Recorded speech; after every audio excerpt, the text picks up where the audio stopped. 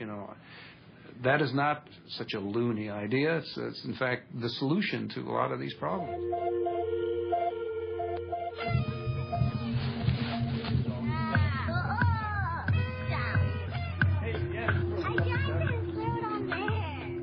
Imagine a world in which one of the things owned by a corporation was the song Happy Birthday.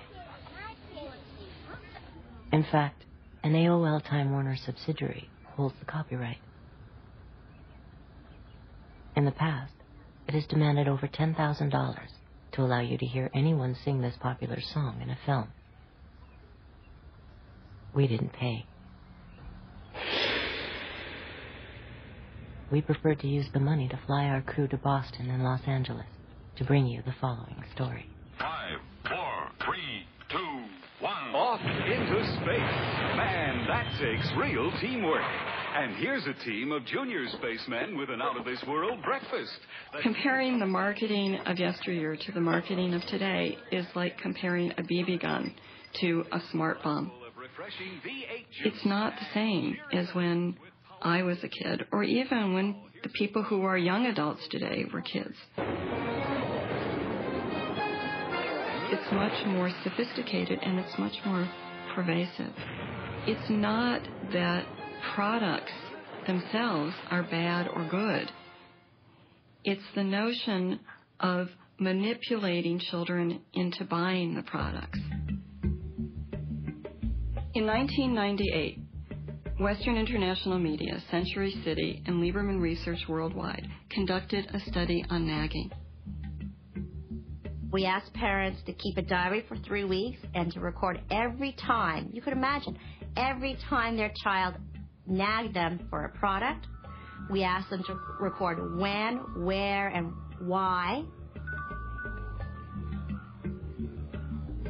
This study was not to help parents cope with nagging.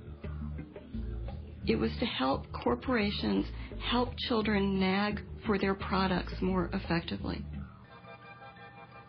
Anywhere from 20% to 40% of purchases would not have occurred unless the child had nagged their parents. That is, we found, for example, a quarter of all visits to theme parks wouldn't have occurred unless a child nagged the parents. 4 out of 10 visits to places like Chuck E. Cheese would not have occurred. And any parent would understand that. You know, when I think of Chuck E. Cheese, oh my goodness, it's noise. And there's so many kids. Why would I want to spend 2 hours there? But if the child nags enough, you're going to go. We saw the same thing with movies, with home video, with fast food. We do have to break through this barrier where they do tell us, or they say they don't like it when their kids nag.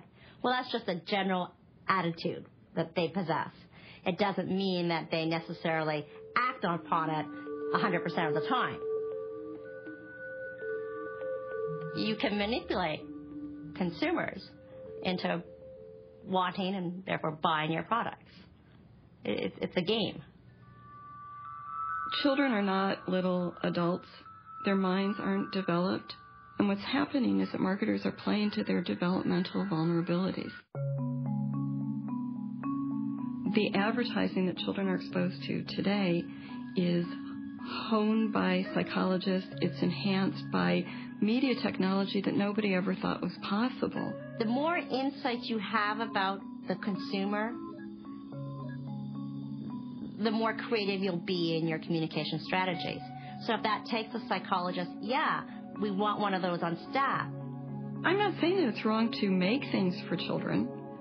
You know, and I also think it's important to distinguish between psychologists who work on products for children, who help you know, toy corporations make toys that are developmentally appropriate. I think that's great. That's different from selling the toys directly to the children. The initiative is huge. I think in the U.S. we place about $12 billion of media time.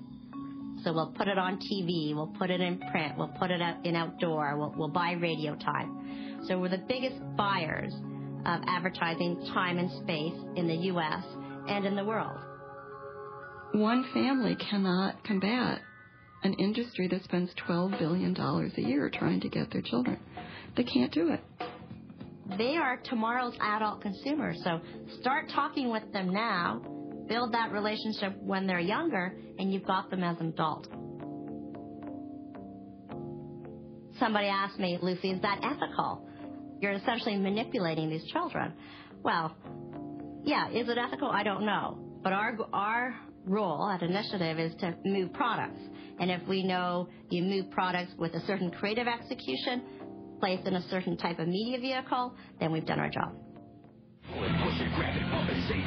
Every institution provides the people who are members of it with a social role to occupy. And typically, institutions that are vibrant and have a lot of power will specify that role in some sense as a list of virtues. It's true for churches, for schools, for any institution that has power over people and shapes them. One nation. The corporation, likewise, it provides us with a list of virtues, a kind of social role, which is the good consumer. Like the waters of a mighty ocean, people also represent a tremendous force, the understanding of which is of greatest importance to the American way of life. This force is known as consumer power. The goal for the corporations is to maximize profit and market share, and they also have a goal for their target, namely the population. They have to be turned into completely mindless consumers of goods that they do not want. You have to develop what are called created wants. So you have to create wants. You have to impose on people what's called a philosophy of futility. You have to focus them on the insignificant things of life, like fashionable consumption.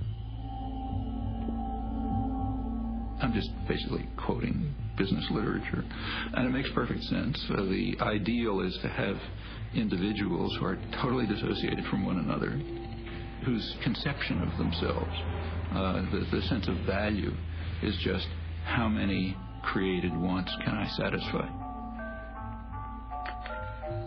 These people are customers because they are willing to trade money for widgets. And all the customers take their widgets home to all parts of the country. Look at all that money the widget builder has taken in from the sale of his widgets. We have huge industries, public relations industries, monstrous industry, advertising and so on, which are designed from infancy to try to mold people into this desired pattern.